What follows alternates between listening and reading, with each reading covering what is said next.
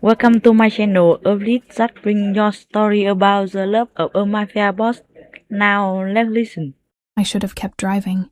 That's what I tell myself now, staring at the ceiling of my apartment with its water stains that look like continents on a faded map.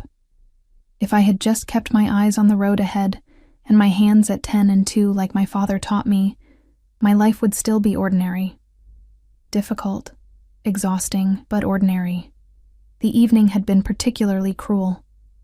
My 12-hour shift at Mercy General had left me with aching feet, and the lingering scent of antiseptic clinging to my scrubs. 3 patients had coded, and we'd lost one.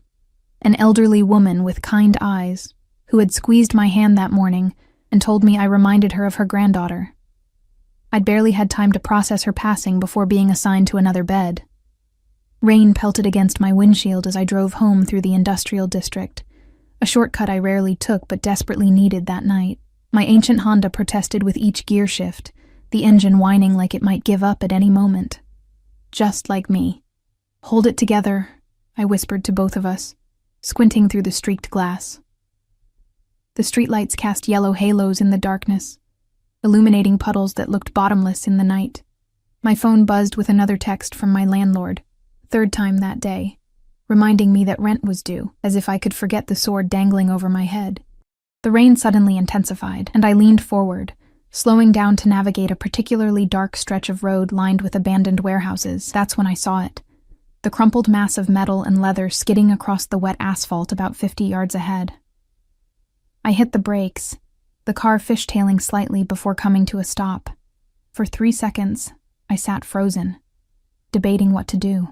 This neighborhood wasn't known for its safety, especially after dark. But I was a nurse. I'd taken an oath. "Damn it," I muttered, pulling to the shoulder and grabbing my emergency kit from the passenger seat. The rain immediately plastered my hair to my face as I approached the accident scene. A sleek black motorcycle lay on its side, expensive and powerful looking even in its damaged state. Several yards away, a figure in dark clothing was attempting to sit up. "Don't move," I called out, jogging toward him. "I'm a nurse. You could have spinal injuries." As I drew closer, the figure turned toward me, and something primitive in my brain whispered a warning. Even sprawled on the wet pavement, there was something dangerous about this man. He was large, broad-shouldered and tall, dressed in what I could now see was a leather jacket that probably cost more than 3 months of my rent. His helmet had protected his head, but lay cracked beside him. "I'm fine," he said, his voice a low rumble that somehow cut through the sound of the rain. Despite his words, I could see he was favoring his right side, and a dark stain spread across his sleeve. "You're bleeding," I pointed out, kneeling beside him despite my instincts screaming at me to return to my car. "Let me help you."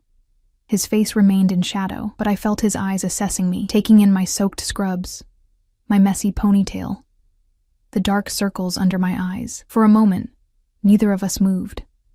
Then he shifted, and the streetlight caught his features. My breath caught. He wasn't just handsome, he was beautiful in the way dangerous things often are. A predator's symmetry, sharp cheekbones, a straight nose, and eyes so dark they seemed to absorb the light rather than reflect it. A thin scar traced its way from his temple to his jaw on the left side, the only flaw in an otherwise perfect face. "What's your name?" he asked, still making no move to accept my help. "Emma," I answered automatically. "Emma Reyes." Something flickered across his expression, interest perhaps, or amusement. "Well, Emma Reyes, I appreciate your concern, but I have people who handle these situations." As if on cue, the low purr of an engine approached. I glanced over my shoulder to see a black SUV with tinted windows pulling up beside my Honda. My stomach clenched with sudden fear. "Your people?" I asked, my voice smaller than I intended. He nodded once, then winced. The first sign that he was actually in pain despite his stoic demeanor. "Let me at least check your injuries before they take you," I insisted, professional instincts overriding my fear. "You could be in shock and not realize how badly you're hurt." The man's dark eyes narrowed, but after a moment, he gave a slight nod. I opened my kit and pulled out gloves, working quickly but thoroughly, checking his pupils, pulse, and the wound on his arm. which appeared to be a deep abrasion rather than anything life-threatening. Possible concussion, though the helmet took most of the impact. Your right wrist is swelling, might be sprained. The arm needs cleaning and dressing, and you should get x-rays to rule out fractures, I reported clinically, though my hands trembled slightly as I applied a temporary dressing to his arm. 2 men in suits emerged from the SUV, moving with a purposeful efficiency that made the hair on the back of my neck stand up. They weren't rushing, but they weren't wasting movements either. One immediately went to the motorcycle, while the other approached us. "Mr. Russo," the man said, his tone deferential. "The car is ready." Mr. Russo. The name settled in my mind, and I tried to place where I'd heard it before. "Thank you, Marco," the injured man replied, then turned to me. "It seems I owe you a debt of gratitude, Emma Reyes." The way he said my name sent an involuntary shiver through me that had nothing to do with my wet clothes.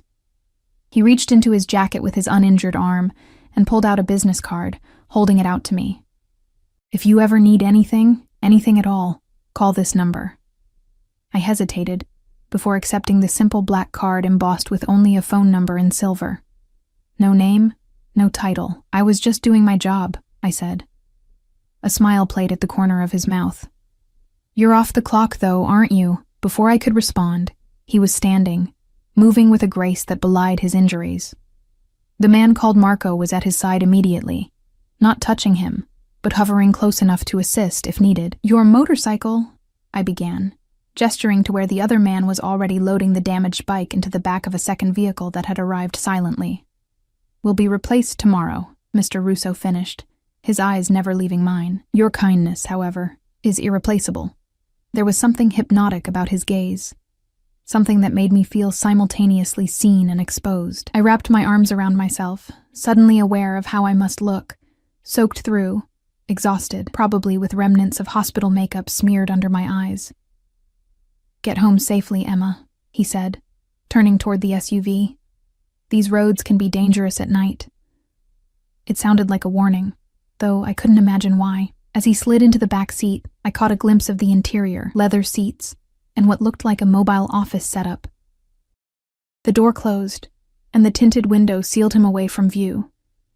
Within moments, both vehicles had pulled away, leaving me standing alone in the rain, clutching a mysterious business card and wondering what the hell had just happened. I returned to my car in a daze, tossing my wet kit onto the passenger seat and cranking the heater to its highest setting, though it barely produced more than lukewarm air. As I pulled back onto the road, I glanced at the card I'd set on the dashboard, the silver numbers catching the intermittent light from passing street lamps. That should have been the end of it, a strange encounter on a rainy night. A good deed for a stranger who clearly moved in circles far removed from mine. But as I turned into the parking lot of my rundown apartment building, I noticed a black sedan parked across the street, similar to the ones that had collected Mr. Russo, though I couldn't be sure it was the same. My phone buzzed again as I killed the engine. This time, it wasn't my landlord, but the hospital.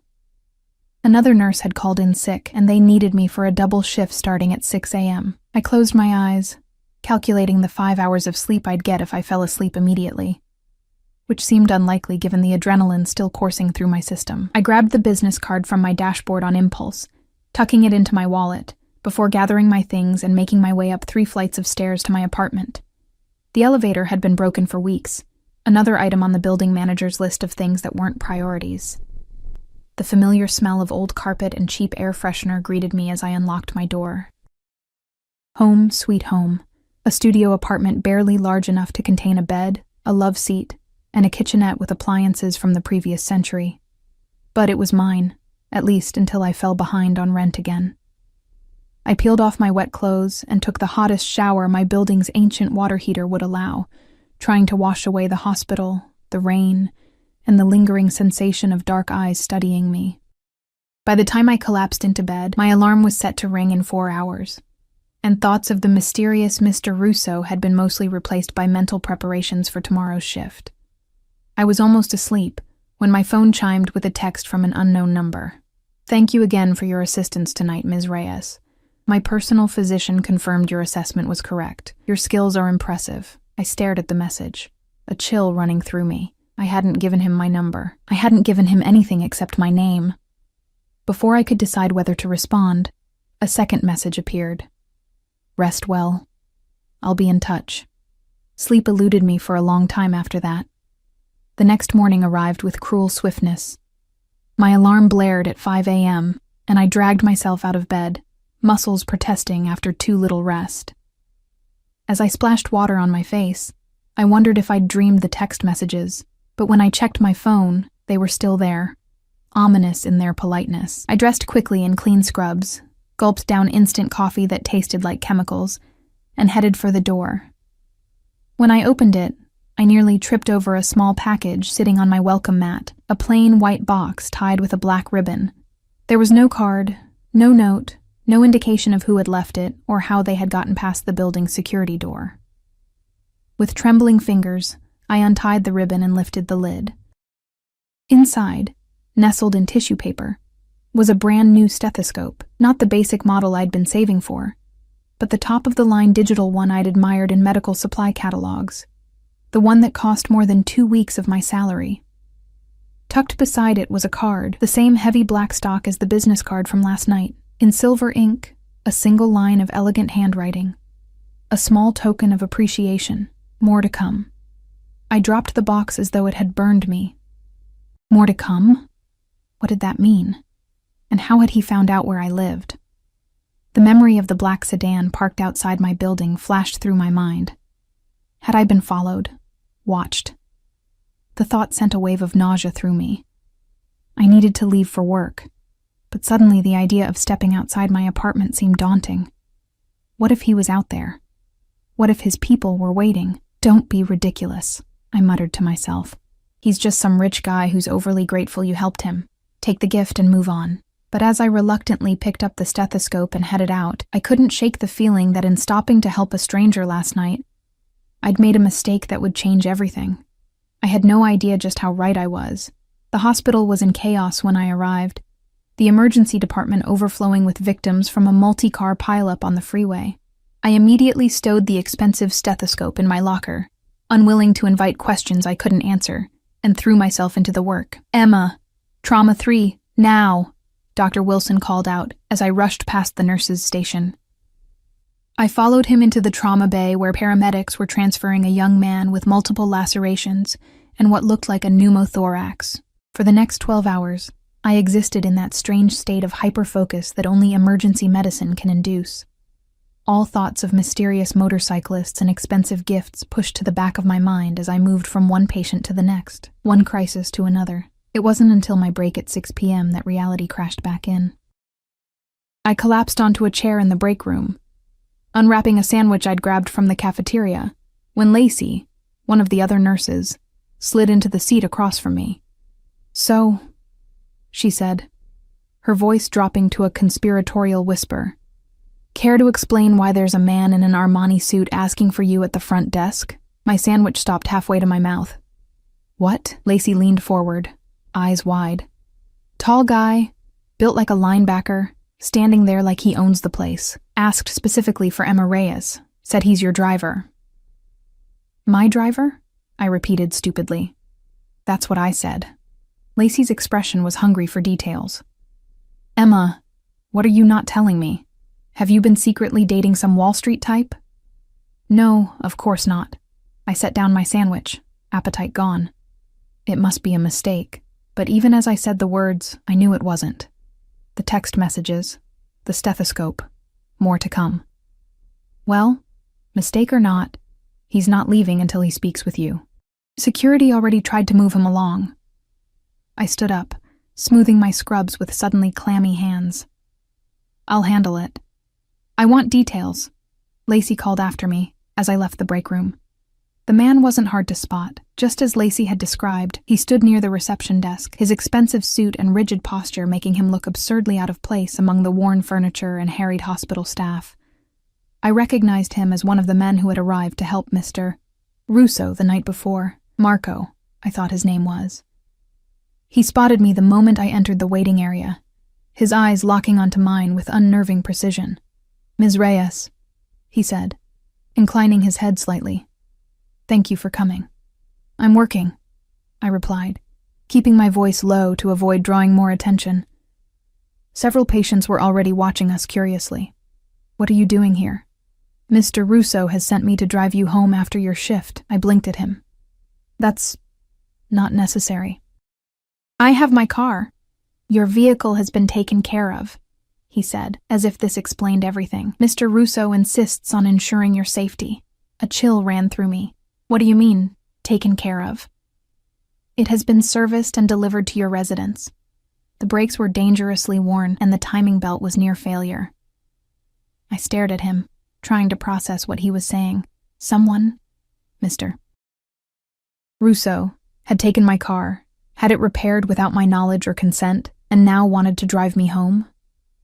This is inappropriate, I said, struggling to keep my voice steady. I don't know Mr. Russo. I helped him after an accident, that's all. I don't need rides or gifts or car repairs. Marco's expression remained impassive. Mr. Russo is a man who pays his debts. You provided assistance when others would have driven past. He values that. Well, tell him I appreciate the thought, but Ms. Reyes, Marco interrupted, his tone gentle but firm. In my experience, it's easier to accept Mr. Russo's gratitude than to refuse it. He is persistent. The way he said persistent made my skin crawl. It wasn't a threat, not exactly, but there was something beneath his polite demeanor that suggested refusal wasn't really an option. My shift ends at midnight, I found myself saying. Marco nodded. I'll be waiting. Then he turned and walked out, leaving me standing there with the distinct feeling that I'd just agreed to something I didn't fully understand. The remainder of my shift crawled by, my thoughts constantly drifting to what awaited me at midnight. I considered calling in another nurse to cover, claiming illness, but something told me that wouldn't solve the problem. Mr. Russo had found my apartment. He'd had my car serviced. He'd discovered where I worked and my phone number. If he wanted to find me, he would. As midnight approached, I changed out of my scrubs in the locker room, hyper-aware of Lacey's curious glances. So, are you going to tell me about your secret admirer? She asked as I pulled on my jeans. He's not, I began, then sighed. It's complicated. I helped someone after a motorcycle accident last night, and he's being overly grateful. Overly grateful how? Lacey pressed. I hesitated, then opened my locker and showed her the stethoscope. Her eyes widened. Holy shit, Emma. That's the Cardiotech 7000. It costs like $2,000.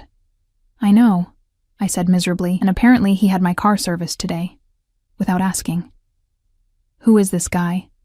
Lacey's voice had lost its teasing quality, replaced by genuine concern. His name is Russo. That's all I know. Lacey's face went very still. Russo? As in Dominic Russo? The name hit me like a physical blow. Of course, that's why it had sounded familiar last night. Dominic Russo was a name whispered in the emergency department when certain patients came in. Patients with suspicious gunshot wounds who refused to cooperate with police.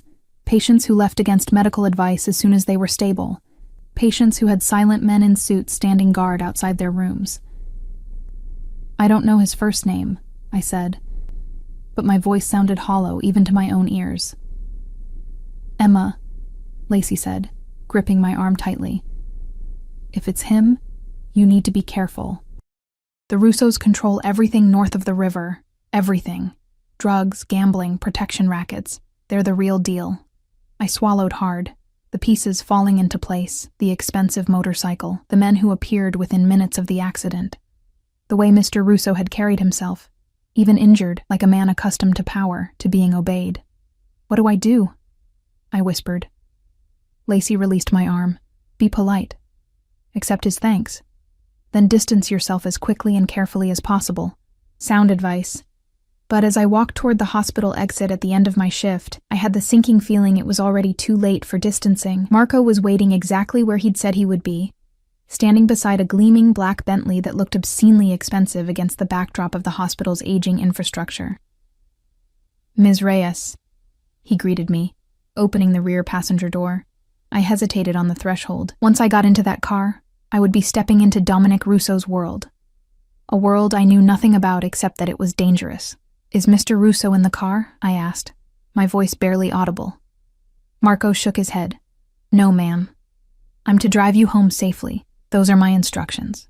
After a moment's deliberation, I slid into the back seat, my tired body immediately sinking into buttery leather that probably cost more than my monthly salary. The interior smelled of expensive cologne and leather conditioner, the kind of luxury I'd only experienced in movies. The drive was silent.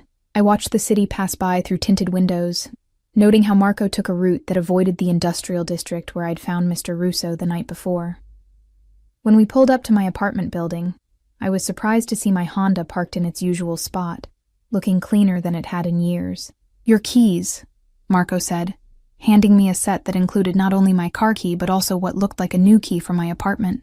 I opened my mouth to question this, but he continued before I could speak.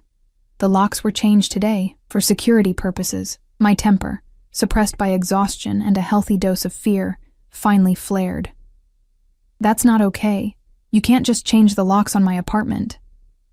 Marco's expression remained impassive. "The building manager was compensated for his cooperation. Your belongings are secure, and now your home is as well." I clutched the keys, my hand shaking with a mixture of fear and indignation. "Please tell Mr. Russo that while I appreciate his concern, I don't need or want his protection. I helped him because it was the right thing to do, not because I expected anything in return."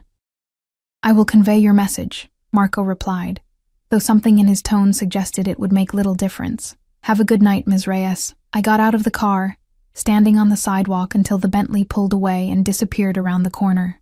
Only then did I allow myself to let out the breath I'd been holding, my legs suddenly so weak I had to lean against a nearby lamppost for support. What had I gotten myself into? My apartment, when I entered it, was both familiar and strange. Everything was in its place, but it felt different. Cleaner, perhaps. The air smelled faintly of lemon polish. I moved through the small space, checking drawers and closets, half expecting to find them rifled through, but everything seemed untouched. Until I reached the kitchenette. There, on the counter, sat a basket overflowing with gourmet foods, fresh bread, cheeses, fruits, chocolates, and a bottle of wine that I was certain cost more than all the food in my refrigerator combined. Another black card nestled among the items. "Sustenance for a healer. Rest well, Emma." My name was written in the same elegant silver script as before. I picked up the card, turning it over in my hand, wondering what kind of man sent midnight gift baskets to women he'd met once, changed their locks, serviced their cars. A dangerous one, my mind supplied. I was contemplating whether to throw the basket away when my phone buzzed with a text. The Chateau Margaux pairs beautifully with the Comté in the basket, a small comfort after a difficult day in the ER. My blood ran cold. How did he know I'd had a difficult day? Before I could stop myself, I moved to the window and peered through the blinds at the street below. No black cars, no suited men standing watch, but that didn't mean they weren't there. Somewhere, watching. I drew the blinds tight and sank onto my love seat, exhaustion and fear warring within me. I should call the police, I thought, but what would I say? That a man was sending me gifts? That someone had changed my locks and fixed my car? They'd laugh me out of the station, and if Dominic Russo was who Lacey thought he was, the police might not be eager to interfere anyway. My phone buzzed again. "Sleep, Emma. Tomorrow will be easier." I set the phone down as if it had burned me. Then, moving on autopilot, I showered, changed, and fell into bed. Too exhausted to think any more about mysterious Mafia bosses or their unsettling attention, I dreamed of dark eyes watching me from the shadows, of elegant hands offering gifts that turned to chains. I dreamed of running down endless hospital corridors, pursued by something I couldn't see but could feel at my back, growing closer with each ragged breath. When my alarm blared at 5 a.m., I woke, gasping, tangled in sheets damp with sweat. For one blissful moment, I thought perhaps the events of the past 2 days had been nothing but an elaborate nightmare. Then I saw the new keys on my nightstand, and reality came crashing back. I had the day off, a rare occurrence that usually filled me with relief, but now left me feeling exposed. What was I supposed to do with a full day of freedom when a man like Dominic Russo had taken an interest in me? The answer came as I was making coffee. Staring blankly at the gift basket I'd been too wary to touch last night, my phone chimed with a text from a now familiar unknown number. "Good morning, Emma. A car will collect you at 11 a.m. Dress comfortably." I nearly dropped the phone. This had gone far enough. I typed back quickly, my fingers clumsy with indignation. "No, thank you. I have plans today." The response was immediate. "Cancel them." 2 words. No explanation, no pleasantries. Just an order, delivered with the confidence of someone unaccustomed to refusal. I stared at the screen, my heart pounding in my chest. Who did he think he was? I began typing a firm refusal when another message appeared. "Please, Emma. I wish to thank you properly for your assistance. Just a few hours of your time." The sudden shift to politeness caught me off guard. I hesitated, my thumb hovering over the keyboard. A memory flashed, dark eyes studying me in the rain, a voice that rumbled like distant thunder. Dangerous, yes, but also something else. Something that had made me stop on a deserted road when common sense said to keep driving. "Where are we going?" I finally typed. "Somewhere safe. I give you my word." His word. What was that worth? But as I stood in my kitchen, clutching my phone and considering my options, I realized I didn't have many. I could refuse and risk his persistence, as Marco had put it. I could run. But to where? How far would I get before his people found me? Or I could go, meet with him on his terms, and hope that satisfying his sense of debt would be the end of it. Fine. 11 a.m., I replied, already questioning my decision. "Thank you, Emma. Until then." I set down my phone and looked around my apartment, my sanctuary, now invaded by his presence, his knowledge. Whatever happened today would determine the course of my future. I was sure of it. And as I moved to my closet to find something comfortable to wear to meet a Mafia boss, I couldn't shake the feeling that I was walking willingly into the lion's den. At exactly 11 a.m., my phone buzzed with a text. "We're outside." I took one last look in the mirror, second-guessing my choice of dark jeans, boots, and a simple green sweater that brought out the flecks of gold in my hazel eyes. Not that I was trying to impress him, I told myself.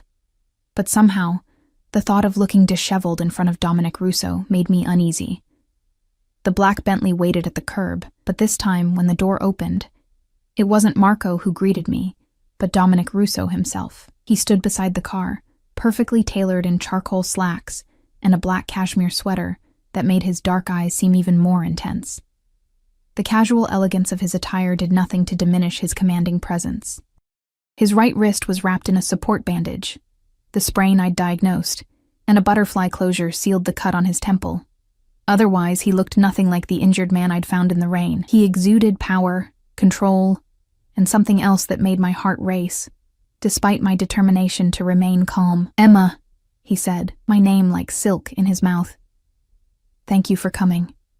I approached cautiously, stopping a few feet away. Did I have a choice? A smile touched his lips, though it didn't quite reach his eyes. Everyone has choices. Some are simply easier than others. He gestured to the open door. I hesitated, then slid inside, unsurprised when he joined me rather than taking the front passenger seat. Marco was behind the wheel, as silent and inscrutable as before. "Where are we going?" I asked as the car pulled away from the curb. "To my home," he replied. "I find it's the one place I can truly relax." He studied me for a moment. "You look tired, Emma. 12-hour shifts in the ER tend to have that effect," I replied, more sharply than I'd intended. "Yes, I imagine they do." He leaned back slightly, giving me space. "You've been at Mercy General for 3 years. Before that, City Memorial, where you completed your nursing degree while working nights as a CNA, top of your class despite working full-time. Impressive." My mouth went dry. "How do you know all that?" "I make it a point to know who I'm dealing with." "And I don't get the same courtesy," I challenged, surprising myself with my boldness. Dominic raised an eyebrow. "What would you like to know?" "Everything," I thought. "Who are you, really? What do you want from me? Why won't you leave me alone?" "Let's start with your first name," I said instead, "since you already know mine." "Dominic," he confirmed, though most people call me Dom. "And what do you do, Dominic?" I pressed, even though I already suspected the answer. His lips curved into a smile that held no humor. I manage various business interests across the city: import, export, real estate, private security, entertainment venues, all perfect fronts for money laundering and other illegal activities, if Lacey was right about him. And crashing motorcycles in the rain? Is that a hobby or a business interest? A genuine laugh escaped him, rich and unexpectedly warm. Neither. That was an unusual circumstance. I waited for him to elaborate, but he simply watched me, seemingly content to let the silence stretch between us. The city gradually gave way to suburbs, then to increasingly exclusive neighborhoods with gated estates set back from tree-lined streets. Finally, we turned onto a private drive flanked by stone pillars, a discreet security booth visible just inside the gate. The guard nodded to Marco as we passed, not even asking for identification. The driveway curved through manicured grounds before revealing a sprawling mansion of stone and glass, modern yet somehow timeless in its elegance. Water features flanked the entrance, the gentle sound of flowing water creating an atmosphere of tranquility that seemed at odds with the man beside me. "Welcome to my home," Dominic said, as the car came to a stop at the front entrance. I remained rooted to the seat, even as he exited and extended his hand to help me out. "Why am I here, Dominic?" His expression softened fractionally. "Because I owe you a debt, Emma, and I always pay my debts." The stethoscope was more than enough, I insisted. "A tool to help you do your job better is hardly adequate repayment for saving my life." "I didn't save your life." His dark eyes held mine. "You stopped on a deserted road to help a stranger who could have been anyone. Do you know how rare that kind of decency is in this world? Put that way, I supposed he had a point. Still, the extravagance of his gratitude made me deeply uncomfortable. After a moment's hesitation, I placed my hand in his and allowed him to help me from the car. His touch was warm and firm, his fingers lingering on mine a second longer than necessary before releasing me. The interior of the house was just as impressive as the exterior. Soaring ceilings, museum-quality art on the walls, furnishings that looked both expensive and comfortable. No photos, I noticed. Nothing personal on display.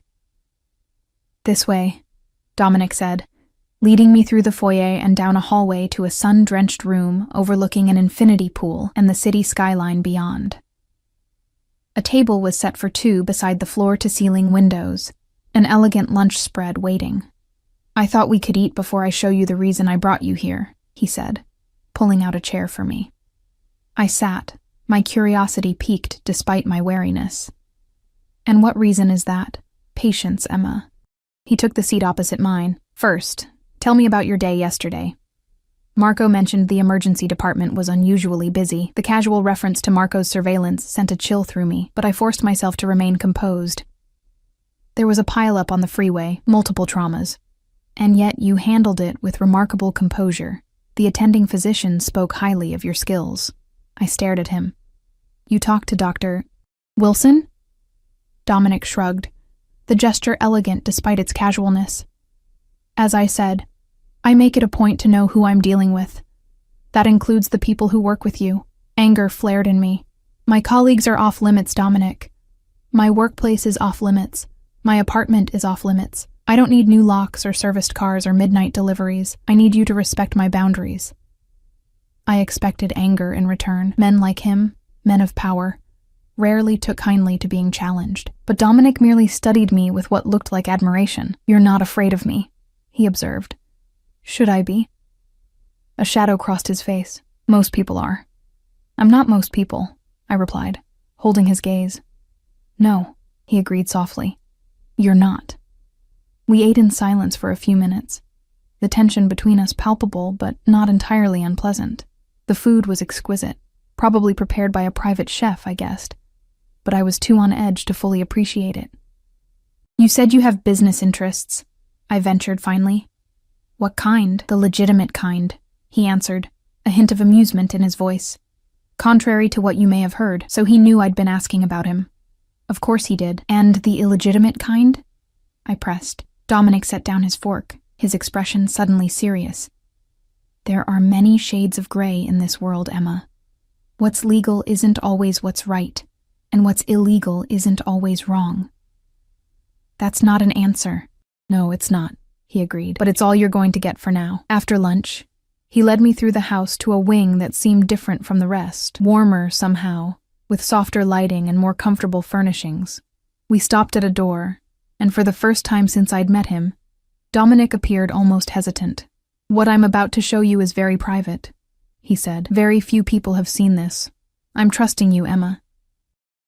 Before I could respond, he opened the door, revealing a large, sunny room that had been converted into a state-of-the-art medical facility. Hospital beds, monitoring equipment, medication cabinets, even what looked like a scaled-down operating theater, all of it pristine and clearly top of the line.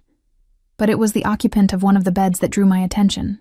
A young woman, perhaps 20, lay sleeping, an IV in her arm and monitors tracking her vital signs. She was painfully thin, her complexion sallow, but even in illness, I could see she was beautiful, with the same dark hair and fine features as Dominic. "My sister, Sophia," Dominic said quietly, moving to stand beside her bed. "She has a rare form of leukemia. The treatments at the hospital were not progressing as well as we'd hoped, so I brought her home." I approached cautiously, my nursing instincts immediately assessing the patient. "How long has she been ill?" 3 years. "There was a brief remission last year, but it didn't last." He brushed a strand of hair from his sister's forehead, with a tenderness that caught me off guard. "She's been here for 2 months. I've hired the best specialists, flown in experimental treatments from Europe, Japan, anywhere that might help. But she's getting weaker." Understanding dawned. "This is why you brought me here. You want me to care for her." Dominic turned to face me. "I want to hire you as her private nurse, full-time." "Name your price." "I already have a job," I pointed out. "One that barely pays your rent," he countered. "One that exhausts you and offers little chance for advancement. I'm offering you triple your current salary, a suite of rooms here in the house, and the opportunity to focus on a single patient instead of juggling dozens." The offer was tempting, almost suspiciously so. "Why me?" "You could hire any nurse in the city, someone with more experience in oncology, because when you found me on that road, your first concern was my well-being, not who I was or what you could get from me. Because you have exceptional skills, as verified by everyone I've spoken to, and because Sophia liked you, liked me. She's never met me." A ghost of a smile touched his lips. "She saw the security footage of you helping me after the accident. She said you had kind eyes." I glanced back at the sleeping young woman, my heart conflicted. The facility was impressive, and the chance to provide one-on-one care was rare in my profession. But living in Dominic Russo's house, being further drawn into his world. "I need time to think about it," I said finally. Dominic nodded, as if he'd expected this response. "Of course. Take all the time you need." He paused, then added, "But know that regardless of your decision about the job, my gratitude, and my interest, remain unchanged." The way he said interest sent a shiver down my spine, not entirely from fear. As we left Sophia's room, I couldn't help asking, "The motorcycle accident, was it really an accident?" Dominic's expression hardened. "No, but that's a conversation for another day." The ride back to my apartment was quiet, my mind racing with the implications of what I'd seen and what he'd offered. When Marco pulled up to my building, Dominic handed me another of his black business cards, this one with a second number written on the back in silver ink. "My private line," he explained. "When you've made your decision," I took the card, our fingers brushing in the exchange. "And if I say no," his eyes met mine, dark and unreadable, "then I'll respect your choice, but I hope you'll say yes, Emma, not for my sake, but for Sophia's."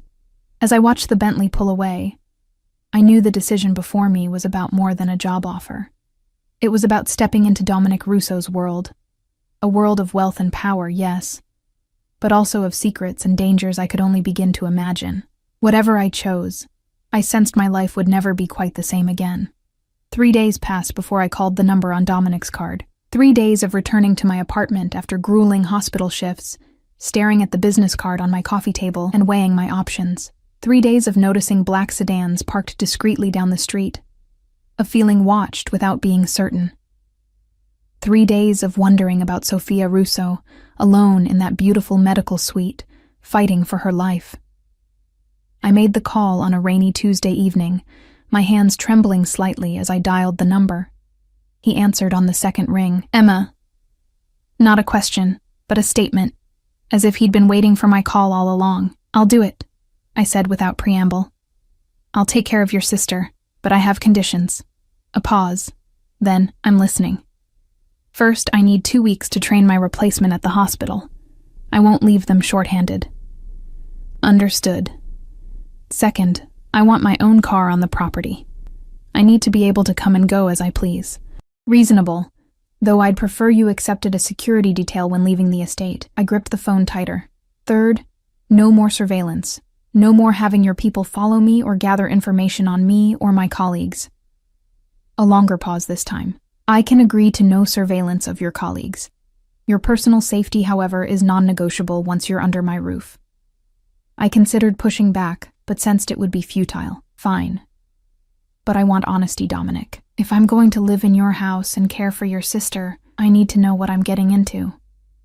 "You're asking for my trust," he observed, his voice soft but intense. "Yes. Trust goes both ways, Emma." I closed my eyes, thinking of Sophia's thin face, of the determined way Dominic had spoken of saving her. Whatever else he was, his love for his sister seemed genuine. "I know," I replied. "Then we have an agreement." I could almost hear him smile through the phone. "Marco will handle the paperwork. When can you start?" 2 weeks from now," I confirmed. "After I've properly transitioned my patients." 2 weeks, he echoed. "I look forward to it, Emma." The line went dead, and I sat staring at my phone, wondering if I'd just made a terrible mistake. The next 2 weeks passed in a blur. I gave notice at the hospital, citing a private nursing opportunity that was too good to pass up. Lacey cornered me in the locker room the day after I submitted my resignation. "It's him, isn't it?" she demanded. "Russo." I couldn't meet her eyes. "His sister is very ill. Emma, listen to me." Lacey gripped my shoulders. "These people aren't like us. They live by different rules. If you go into that world, I know what I'm doing." I interrupted, though I wasn't entirely sure that was true. Lacey released me with a sigh. "Just be careful. And call me if you need anything." Anything at all. I promised I would, though we both knew if I truly needed help, Lacey would be powerless to provide it. The day before I was set to move to Dominic's estate, I returned home to find Marco waiting outside my apartment door, a thick envelope in his hand. "Your employment contract and advance payment," he explained, handing me the envelope. "Mr. Russo also asked me to help with your packing if needed." I shook my head. "I don't have much. I can manage on my own." Marco nodded, unsurprised. "In that case, I'll return tomorrow at 10 a.m. to transport you to the estate." He hesitated, then added, "Ms. Reyes, Mr. Russo has been different since meeting you. Calmer, more focused." I wasn't sure how to respond to that. "I'm just going to be his sister's nurse." Something like pity flashed in Marco's eyes. "Of course," he said, in a tone that suggested he believed nothing of the sort. After he left, I opened the envelope. The contract was straightforward, outlining my duties, compensation, which was indeed triple my hospital salary, and benefits, including a suite of rooms in the east wing of the mansion. What caught my attention was the addendum, a non-disclosure agreement so comprehensive it essentially forbade me from discussing anything I saw or heard within the Russo estate. I signed it anyway. The second item in the envelope was a cashier's check for an amount that made my eyes widen, a month's salary in advance, plus what the contract termed a signing bonus. More money than I'd seen at one time in my entire life. I sat at my small kitchen table, staring at the check, wondering again what I was getting myself into. But when I thought of Sophia, of how Dominic's voice had softened when he spoke of her, I felt a resolve strengthen within me. Whatever his business, whatever danger might surround him, his sister deserved the best care possible. And I needed a change. A chance to use my skills without the crushing pace and bureaucracy of the hospital. A chance to make a difference for one patient instead of being spread too thin across dozens. The next morning, Marco arrived precisely at 10 a.m. He loaded my 2 suitcases into the trunk of the Bentley, while I took one last look around my apartment. It felt strange to be leaving. This tiny space had been my haven for 3 years, despite its flaws. "Ready, Ms. Reyes?" Marco asked as I locked the door behind me. I nodded, not trusting myself to speak. The drive to the Russo estate was quiet. I watched the city recede in the rearview mirror, a strange mixture of anticipation and trepidation building within me. When we passed through the gates of the estate, I noticed additional security personnel that hadn't been present during my first visit. Men in dark suits, discreetly stationed along the perimeter, communication devices visible in their ears. "Is something wrong?" I asked Marco, nodding toward one of the guards. "Additional precautions," he replied without elaboration. Dominic was waiting on the front steps when we arrived, dressed in a charcoal suit that emphasized the breadth of his shoulders and the lean strength of his frame. His dark eyes locked onto mine as I emerged from the car, an intensity in his gaze that made my pulse quicken. "Welcome, Emma," he said, descending the steps to greet me. "I hope you had a smooth transition at the hospital." "As smooth as could be expected," I replied, suddenly self-conscious of my simple jeans and sweater beside his immaculate appearance. He gestured toward the house. "I've had your suite prepared. I think you'll find it comfortable." I followed him inside, noticing more subtle changes since my last visit. Additional staff moving quietly through the halls, a heightened sense of alertness among the security personnel. "What's going on, Dominic?" I asked quietly as we walked. "The extra security. Something's happened, hasn't it?" He glanced at me, surprise briefly crossing his features before his expression smoothed once more. "Perceptive. Yes, there's been a situation. Nothing that should concern you. If I'm living here, anything that affects the safety of the household concerns me," I pointed out. Dominic stopped walking, turning to face me fully. "You're right, of course." He seemed to consider his words carefully before continuing. "One of my business rivals has been making moves against my interests. The additional security is precautionary." "Business rivals," I repeated, infusing the words with all the skepticism I felt. A faint smile touched his lips. "You want honesty, I remember." He glanced around, then guided me into a nearby study, closing the door behind us. "The truth, then. There are several families that control various enterprises in this city. For decades, we've maintained a delicate balance of power and territory. Recently, the Castellano family has been testing those boundaries." "Testing? How?" I asked, though I wasn't sure I wanted to know the answer. "They hijacked a shipment of mine, injured 3 of my men." His voice was flat, emotionless, but I could see the cold fury in his eyes. "Then they had the audacity to propose a partnership that would amount to a takeover of my operations." I swallowed hard. "And the motorcycle accident was no accident," he confirmed. "I was returning from a meeting with Anthony Castellano when my brakes failed. The mechanism had been tampered with. The clinical part of my brain noted how lucky he'd been to escape with only minor injuries. The rest of me was trying to process the casual way he discussed what amounted to attempted murder. "So you're at war," I said softly. "Not yet." Dominic's voice hardened. "But Castellano is pushing for one." "And Sophia, does she know?" Something vulnerable flickered in his eyes. "No. Her condition is precarious enough without adding stress. She believes I was simply careless on the bike in bad weather." I nodded, understanding his protective instinct. "I won't say anything to her. Thank you." He studied me for a moment. "Most people would be running for the door right now." "I'm not most people," I reminded him. "And I made a commitment to Sophia's care." The intensity of his gaze made me look away. "You're an extraordinary woman, Emma Reyes." Before I could respond, a knock sounded at the door. Marco entered after Dominic's acknowledgement. "Ms. Reyes's belongings have been taken to her suite," he reported. "And Dr. Patel has arrived to check on Miss Sophia." "Thank you, Marco." Dominic turned to me. "Would you like to meet Sophia's physician and review her treatment plan?" I nodded, grateful for the return to professional territory. "Of course." As we walked toward Sophia's medical suite, Dominic's hand found the small of my back, his touch light but warm through my sweater. I told myself the flutter in my stomach was simply nerves about meeting my new patient. Dr. Patel was an elegant woman in her 50s with kind eyes and a no-nonsense demeanor. She walked me through Sophia's medical history, current treatments, and the experimental protocol they were considering next. "The conventional treatments have been only marginally effective," she explained, showing me charts of Sophia's blood work and bone marrow biopsies. "This new therapy from Japan shows promise, but it's aggressive. She'll need careful monitoring for side effects." That's why I'm here, I assured her. Sophia was awake when we entered her room, propped up against pillows and looking frail but alert.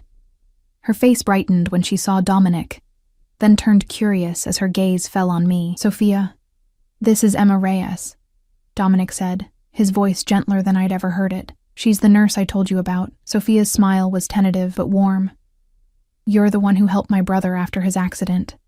I returned her smile. That's right. Dom says you're going to be staying here, taking care of me. She studied me with dark eyes so similar to her brother's. I warned him I might be a difficult patient. All the best ones are, I replied, earning a soft laugh from her.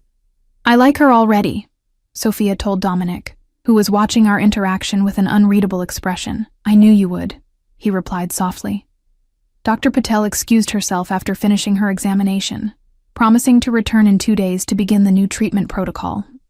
Once she'd gone, I sat beside Sophia's bed, getting to know my new patient while Dominic watched from the doorway, his presence a constant, powerful reminder of why I was there. Later that evening, after Sophia had fallen asleep, Dominic showed me to my suite in the East Wing.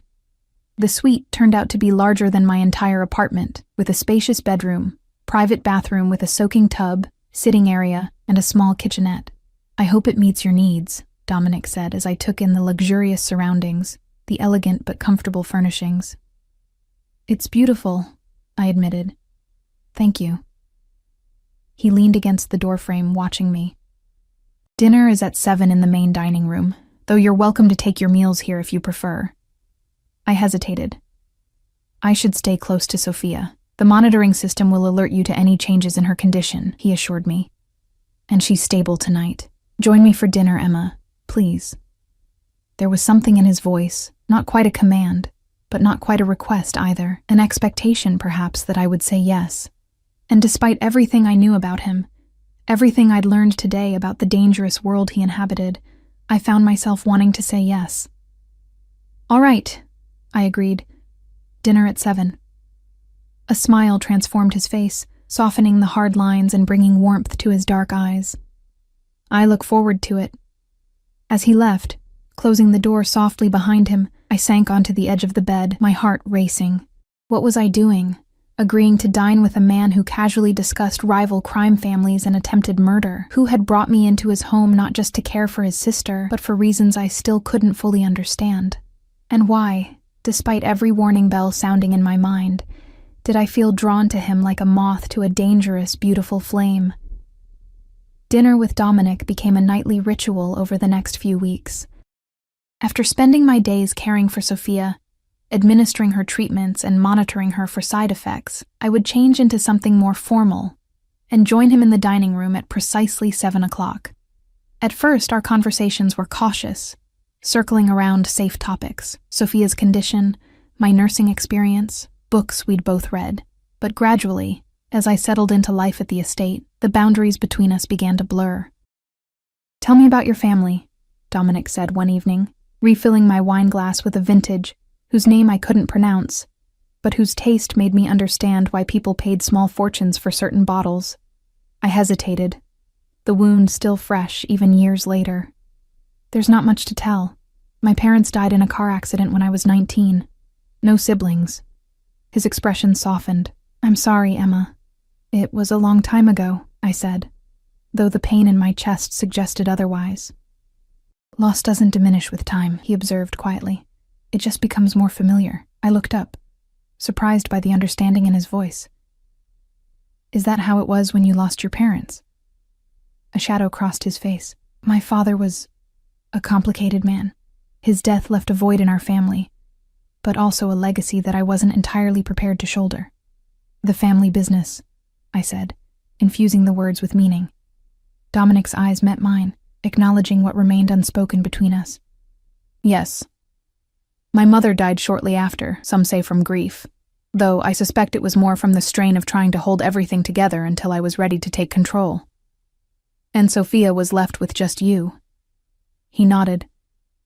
She was 14 when our mother died. I was 22, already involved in certain aspects of our father's enterprises, but suddenly responsible for everything, the business, our mother's funeral arrangements, Sophia's well-being. That's a heavy burden for a young man, I observed. We do what we must for family, he replied, his voice carrying a weight that spoke of choices made out of necessity rather than desire. As the days passed, I began to see the complex layers of Dominic Rousseau. Yes, he was a dangerous man who commanded a criminal empire with ruthless efficiency. But he was also a brother who read to his sister when she was too weak to hold a book, who knew precisely how she liked her tea, who monitored her medical reports with the attention of a physician. And increasingly, he was a man whose gaze followed me when I entered a room, whose hand found reasons to brush against mine, whose voice softened when we were alone. One evening, about a month after I'd arrived at the estate, I entered Sophia's room to find her sitting up in bed, a mischievous smile on her face that reminded me so much of her brother. It made my heart clench. "You like him," she said without preamble. I busied myself checking her IV line. "I don't know what you mean." Sophia laughed, the sound weaker than it should be for a woman her age, but genuine nonetheless. "Don't insult my intelligence, Emma. I see the way you look at my brother. And more importantly, I see the way he looks at you." Heat rose to my cheeks. "Dominic is my employer. Is that all he is?" she pressed, her dark eyes, so like her brother's, studying me intently. Before I could respond, a commotion in the hallway drew our attention. Raised voices, the sound of hurried footsteps. Sophia's eyes widened with alarm. "Stay here," I instructed, moving to the door and opening it a crack. Dominic was striding down the hallway, Marco at his side, both men with expressions I'd never seen before, cold, focused fury. Behind them, 2 security guards were supporting a third man who was bleeding profusely from a wound in his shoulder. "Get Dr. Patel here now," Dominic commanded, his voice sharp as a blade, "and double the security at all entrances." "What about Miss Sophia?" Marco asked. "2 men outside her door at all times. No one enters except Emma and Dr. Patel," my heart pounding. I closed the door quietly and turned back to Sophia, forcing a reassuring smile. "Everything's fine. Don't lie to me," she said, her voice suddenly stronger. "It's Castellano, isn't it? Dom thinks I don't know about the threats, but I hear things." I hesitated, torn between honesty and protecting her from additional stress. Before I could decide, the door opened and Dominic entered, his dangerous expression immediately softening when he saw his sister. "What's happening?" Sophia demanded. Dominic glanced at me, then sighed. "Nothing for you to worry about, little bird." "Dom," Sophia's voice held a warning. "I'm not a child." A moment of silent communication passed between the siblings, some unspoken understanding that came from years of shared history. Finally, Dominic nodded. "There was an incident at one of our warehouses," he admitted. "Carlo was injured." "How bad?" Sophia asked. "He'll recover. Dr. Patel is on her way to treat him." Sophia's eyes narrowed. "And Castellano? Was it him?" Dominic's jaw tightened. "Yes." "What are you going to do?" He moved to her bedside, taking her hand. "What needs to be done? But you don't need to concern yourself with that. Your job is to focus on getting better." Sophia looked like she wanted to argue, but fatigue was already pulling at her. The excitement had drained what little energy she had. "Rest," Dominic said softly, pressing a kiss to her forehead. "I'll check on you later." As we left her room, Dominic's hand caught mine, pulling me into a nearby sitting room and closing the door behind us. "I need you to stay with Sophia tonight," he said, his voice tight with controlled anger. "Don't leave her side for any reason. If anything changes with her condition, call me immediately." "What's happening, Dominic?" I asked, fear clenching my stomach. He ran a hand through his hair, the gesture surprisingly human from a man who usually maintained such rigid control. "Castellano's men attacked one of my distribution centers, injured 3 of my people, including Carlo. And now?" His eyes met mine, dark and dangerous. "Now I send a message, one that will ensure Castellano understands the consequences of moving against me." A chill ran through me. "You mean violence?" "I mean protecting what's mine," he corrected, his voice softening as he reached out to brush a strand of hair from my face. "Including you and Sophia. I should have stepped back, should have maintained professional distance. Instead, I found myself leaning into his touch, craving the connection despite everything I knew about who he was and what he was about to do. "Be careful," I whispered. Something flickered in his eyes, surprise perhaps that I was expressing concern rather than judgment. Before I could analyze it, he leaned forward, his lips capturing mine in a kiss that started gentle, but quickly blazed into something more urgent, more demanding. I responded with equal fervor, my hands gripping the lapels of his suit, drawing him closer. It was madness. I knew it, even as I surrendered to it. But in that moment, I couldn't bring myself to care. When we finally broke apart, both breathing heavily, Dominic rested his forehead against mine. "I've wanted to do that since the night you found me in the rain," he confessed. "This is insane," I murmured. "You're a criminal?" he supplied. "A monster? Is that what you see when you look at me, Emma?" I shook my head slowly. "No, that's what scares me." He kissed me again, more gently this time. "Stay with Sophia. Lock the door. I'll return as soon as I can." And then he was gone, leaving me alone with the ghost of his kiss on my lips and the knowledge that the man I was falling for was about to commit acts of violence I could barely comprehend. The night passed with excruciating slowness.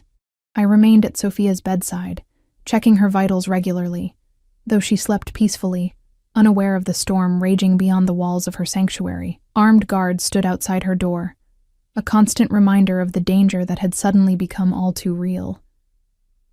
It was nearly dawn when my phone buzzed with a text from Dominic. "Coming home. All is well." Relief washed over me, followed immediately by a wave of confusion. What did it say about me that I was relieved a man had safely returned from what was almost certainly a violent confrontation with rivals?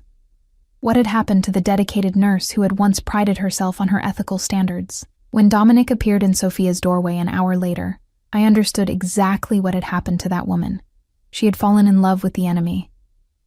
He looked exhausted but unharmed, his suit exchanged for casual pants and a sweater. His eyes sought mine immediately, a question in their dark depths. "She's stable," I reported quietly, rising from my chair beside Sophia's bed. "No changes overnight." He nodded, visibly relaxing. "Thank you for staying with her." We stepped into the hallway, closing the door softly behind us. For a moment, neither of us spoke, the events of the previous night hanging between us like a physical presence. "It's over," he said finally.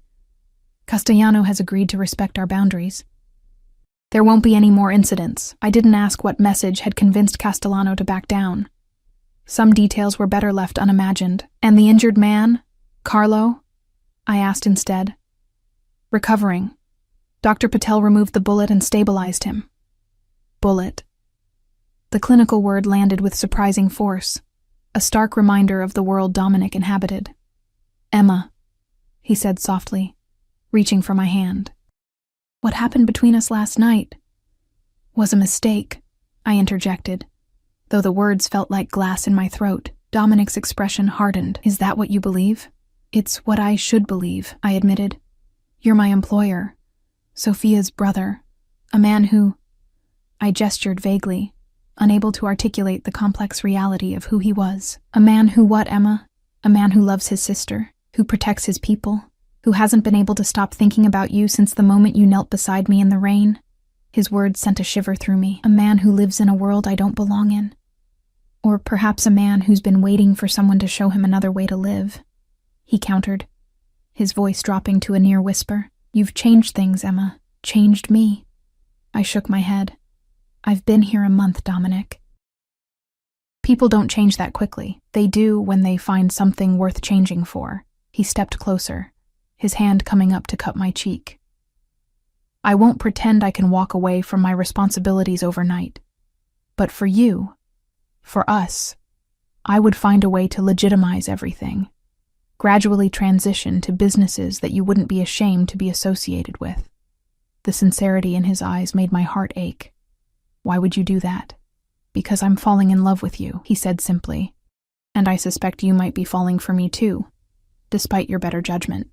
I couldn't deny it, though I knew I should. Instead, I leaned forward and kissed him, a silent confirmation of what we both already knew.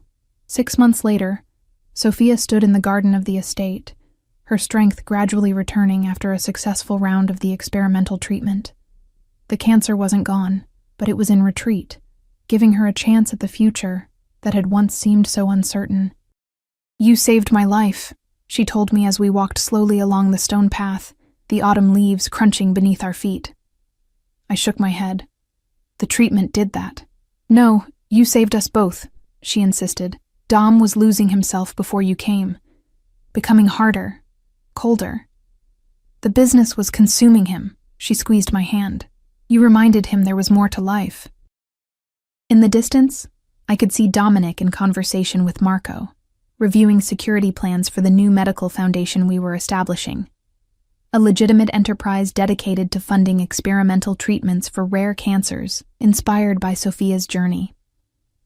It was the first of many steps away from the shadows, a transition that would take years but had already begun. There would always be parts of Dominic Russo that belonged to a darker world. The power he wielded, the authority he commanded, the capacity for calculated violence when those he loved were threatened. These were integral to who he was. But there were other parts too, the gentle brother, who read poetry to his sister, the passionate lover who whispered my name like a prayer in the darkness. The man who was learning, day by day, that there were different kinds of strength beyond the brutal power he'd inherited. As he finished his conversation and walked toward us, his face lighting up at the sight of his sister on her feet, I felt the familiar flutter in my chest. The man I'd saved on a rainy night had, in turn, saved me from a life of exhaustion and loneliness. We had saved each other, really, found each other against impossible odds. "What are you two conspiring about?" Dominic asked as he reached us, his arm slipping naturally around my waist. "The future," I replied, leaning into his embrace. He smiled, pressing a kiss to my temple. "It's looking brighter every day," and it was. Not perfect, not without complications, but real and honest, and ours. I had stopped to help a crashed biker, unaware that the man I saved was a Mafia boss. But what I'd found was something far more complex, a man capable of both darkness and light, a family in need of healing, and a love that defied all the boundaries I thought I understood. Sometimes the greatest risks lead to the most unexpected rewards. And sometimes when you stop to help a stranger in the rain, you end up saving yourself.